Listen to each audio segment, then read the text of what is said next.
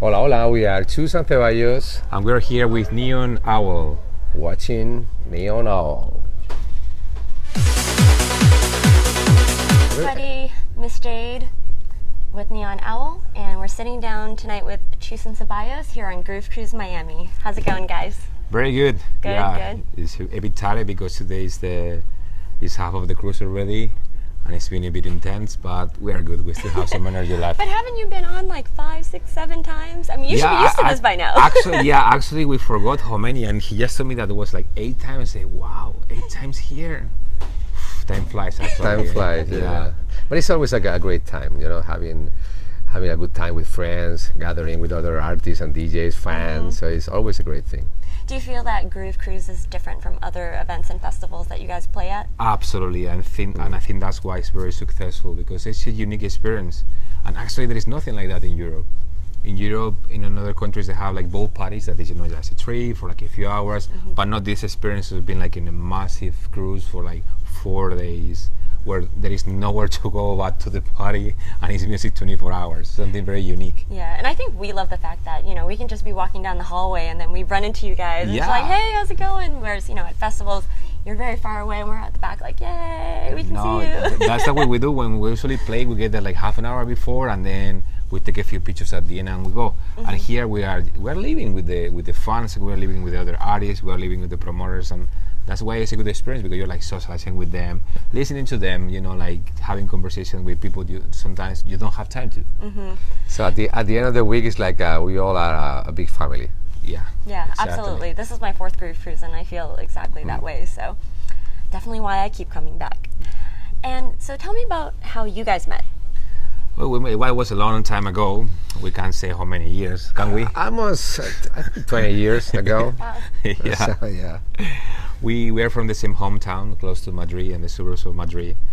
I was like a young music producer, and he was already DJing in one of the main clubs in Madrid. So the first contact was, I want to bring my demos of the music I was doing to him, that he was a DJ, was playing music at the club. He was doing music by then. That was the first contact. And then after a few years, we have time to meet a few times here, speak about music. And there was the time that I was working with a partner, he was working with another partner, and we quit at the same time with our old partners and decide, well, we give us a try. And we try, and I can tell you that from the very first minute we were working, like the chemistry happened. Yeah. And we were doing like really good tracks from day one. The first tracks that we did was the Girl Foundation. Released on Defected, and it was like an Ibiza anthem for like years. Yeah. And for people who aren't familiar with your sound, it's an Iberican sound. How would you describe it? Okay, first of all, and the core of our sound is the groove, the rhythm. Right? Even if I look like blonde, I'm from Spain, so we like the groove. We like to dance. We like the swing. The drums. The drums, right? So the drums is like the core of our music. So all of our music have like that element of groove, and then with that groove that is carrying the whole DJ set, we like to make like a good balance, right? To make an experience like a little trip, no? So we like to put some vocals, some ethnic parts. We like ethnic elements, right? Some like melodies too, a bit of everything actually, but always with the drums, always with the groove. And you guys have been obviously together for a long time, even longer than some marriages, right? So what would you say were some of sort of the lows that you guys went through, and how did you guys get past them? Yeah, maybe our biggest low so far when the peak time of the Iberican sound, right after came the electro, right? The electro was something completely different to our sound. The electro was something that the groove wasn't important. The sound was very aggressive, like distorted. Our music is like more organic and musical.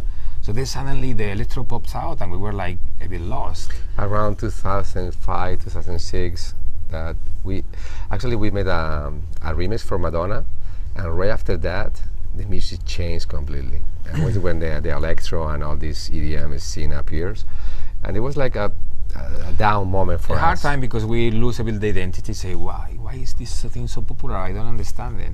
So we lose a bit like the originality of our music, our identity.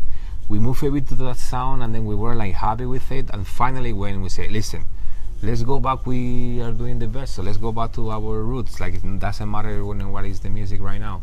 So as soon as we decide to go back to where we were, or not to where we were, to our roots and our passion, like, things keep going like 2010. smoothly again. And right now we're doing amazing, actually. I can tell you that we're in I don't think it's our peak time, but like a sweet time. Things are going. Where things are going very good, and we are like connected with the crowd, and the label is doing good, and we're doing good shows and play where we want to play. Yeah, we just released a year ago our first album. That's, as I mentioned before, is an owl and the cover, and yeah, it's great. We are having a great moment right now. And so when you guys are upstage, what is it that you want your fans to feel? I mean, music, a DJ set for us is like experience. We like they come back home to say, wow, what an experience, right? I mean, not only like they having like dancing like crazy, because our music is very groovy, it's very good for dancing, but you know, having a few moments in the night that keep in your mind. And then, wow, I remember this, wow, I remember that. We like the word like epic. We like to make it like epic.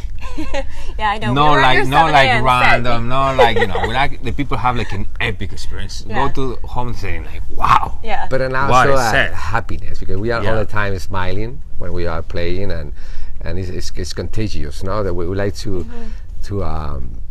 give this experience to our crowd. No, to feel happy and dance, not jump, but dance. You know? Yeah, dance.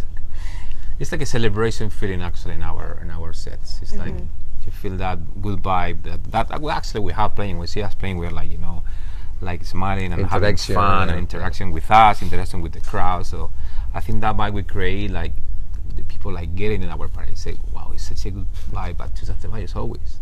I like that. I can't imagine that it's always smooth sailing with you guys when you're in the studio trying to produce your music. How do you guys work through those? I mean, it's a bit difficult because in the studio sometimes we have like different ideas. So we always try to, you know, to have a general idea, but then maybe I work in the different parts, was in the different parts. Sometimes I like the first of maybe like to catch the first ideas, the sound design, and he really like to work on the groove, on the drums, and do the final arrangement. So we are together, and the key is maybe to separate a bit, you know, like things to don't like clash too much. But yeah, that's how we work. Actually, after the years, we know how to do everything in the studio mostly. So sometimes, you know, I start, sometimes he start, and I finish. Sometimes I put the melodies, but sometimes we switch roles. So it's very like there is no like really like rules for us, and that's fun. I really love to start programming the foundation of the track. That is the rhythm. The beats, the kick drum, the snare, the claps. That groove is very important to us. When we have that, we can, then after that is working on the bass line or the vocals or melody or something. But the foundation, the beats is, for us, the most important thing. Who are your all-time favorite artists? Good question. I think Danny Tenaglia. Yeah, for us Definitely. it was Danny Tenaglia has been a legendary DJ and producer from New York.